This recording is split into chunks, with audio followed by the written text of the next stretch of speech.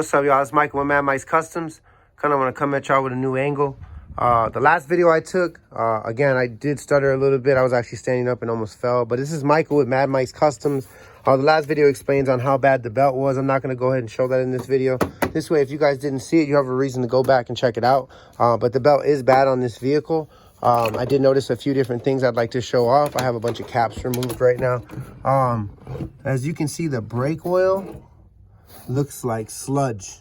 It should not look like that. Like, this is me shaking the car and it's moving like sludge, so it shouldn't look like that. Another thing was, with the light on top, you can see that this coolant reservoir is empty. Works with gravity, so when the car is driving, the coolant's rising out of the engine and filling this tank up. That would be considered an expansion tank.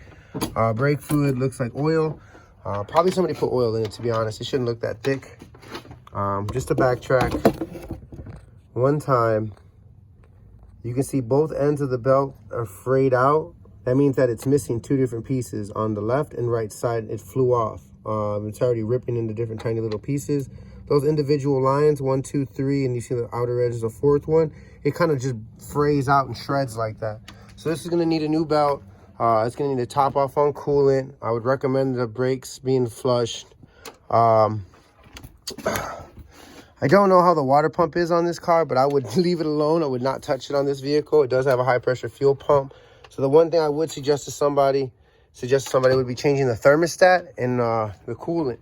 But we'll get to that in a different video. Just wanted to kind of show you guys what I'm looking at. Sorry, working with one hand here. Got the light in the other.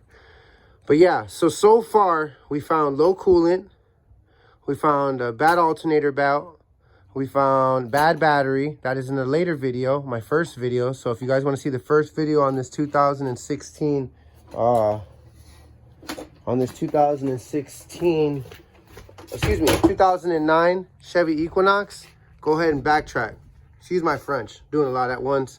Computers, lights, extension cords, other lights, other extension cords.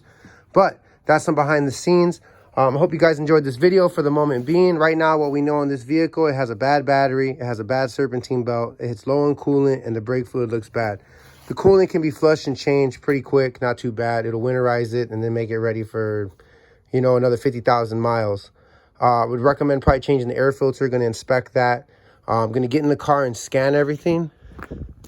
Right now, I'm just thinking about all the caps I pulled off. Just doing a rundown on everything. This way we make sure put everything back on, because I'm not required to have to change everything immediately. The customer has asked me to call him. Really good friend and family member of mine. So keep that in mind with this video. All proper safety precautions are taken with any vehicle. Full diagnostic report will be documented and emailed to the customer.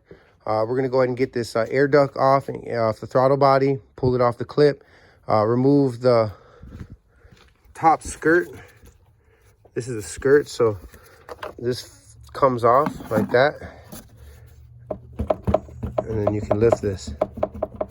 So always remember that. Take your filter cap off. We'll be back in the next video. Like, subscribe, comment. Michael with Mad Mice Customs.